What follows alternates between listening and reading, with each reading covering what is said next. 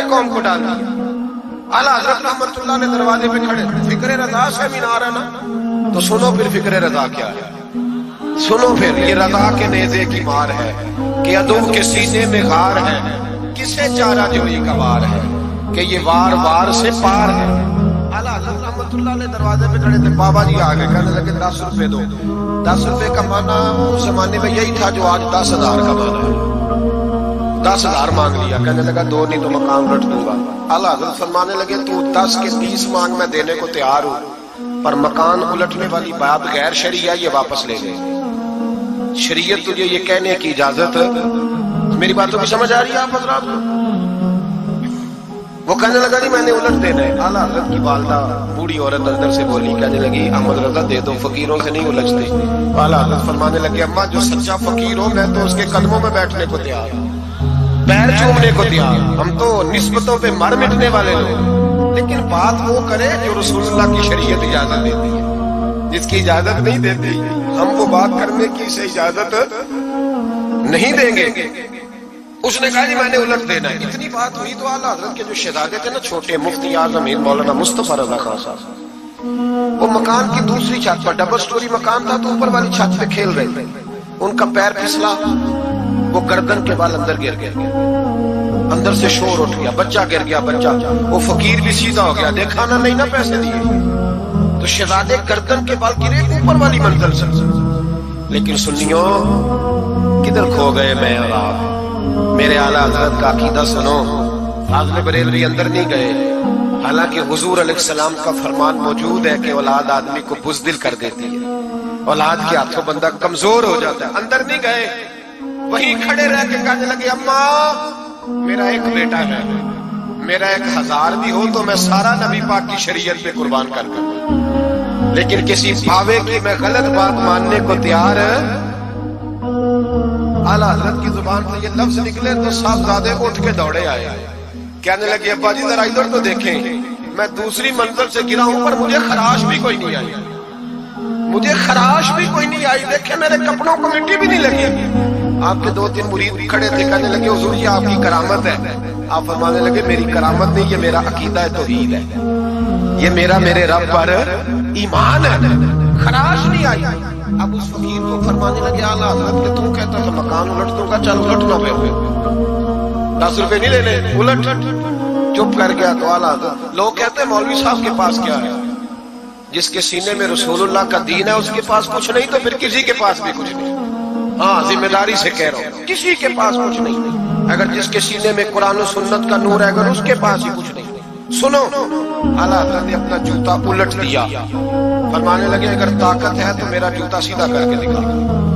تو مکان الٹنے کی بات کرتا ہے نا, پنجابی کا ایک شعر ہے, آپ کی سمجھ میں آ گیا تو ٹھیک ہے, نہ آیا پھر بھی ٹھیک ہے. وہ ایک پنجابی کے درویش کہا کرتے تھے ایک سٹ تے پکھڑا کوار گندل, اسی اور بھی بوٹیاں جان لیں. پتہ ہے ہمیں سارے گروہ کا ہے, چلو کرامت نہ دکھائیں تو بات الگ ہے, پر خبر ہمیں ہے. فرمایا چلو سیدھا کرو. اس نے پورا زور لگایا پر جوتا سیدھا, پسینے آ گئے. تو کہنے لگا جی میں معافی مانگتا ہوں, آج کے بعد ایسی بات نہیں کروں گا.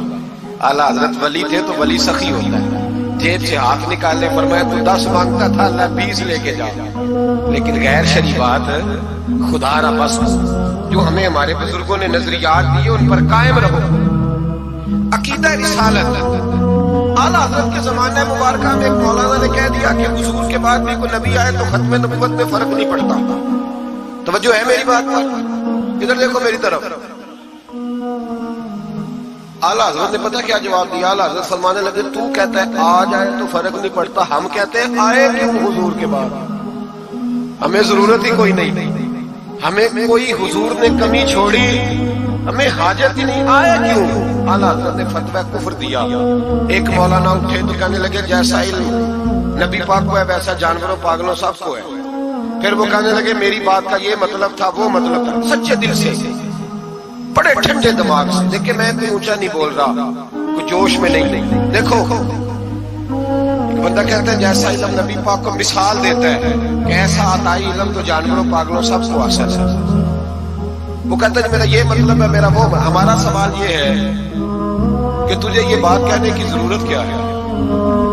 بولے ہے کوئی ضرورت تسی بول دے نہیں ہاں تو کر دے ہے کوئی ضرورت بھئی مطلب جو بات میں بیان کرنا ہے کہ یہ مطلب تھا تو وہ مطلب تھا تو یہ بات کہنی چاہیے کیوں کہی اعلیٰ حضرت رحمت اللہ علیہ فرمانے لگے تو پاگل ہو گیا قرآن نہیں پڑھتا وَعَلَّمَكَ مَا لَمْ تَكُنْ تَعْلَمْ اللہ فرماتے ہیں محبوب جو آپ نہیں جانتے تھے میں نے سارا ہی آپ کو سکھا دیا فرمایا جس کا استاد رب ہو اسے کوئی کمی رہتی ہے فرمانے لگے تو یہ مثالیں دیتا ہے ہمارا عقیدہ یہ ہے کہ اللہ نے غیب کے خزانوں کی کنجیاں ہی اپنے نبی کو عطا فرما دی ایک مولانا اور اٹھے کہنے لگے نماز میں نبی پاک کا خیال آئے تو نماز ٹوٹ جاتی ہے لوگ کہتے ہیں لڑو نہ ہم نہیں لڑ رہے بھائی ہم تو امت کو اکٹھا کرنا چاہتے ہیں لیکن ادھر دیکھو نا آپ کے سامنے کوئی بندہ کھڑا ہو کے کہہ دے کہ نبی پاک کا خیال آئے تو نماز ٹوٹ جاتی ہے تو آپ اس کے گلے میں پھولوں کا ہار ڈالیں گے کیوں مربت کرو نا مربت کا درس دے رہے ہو مربت کرو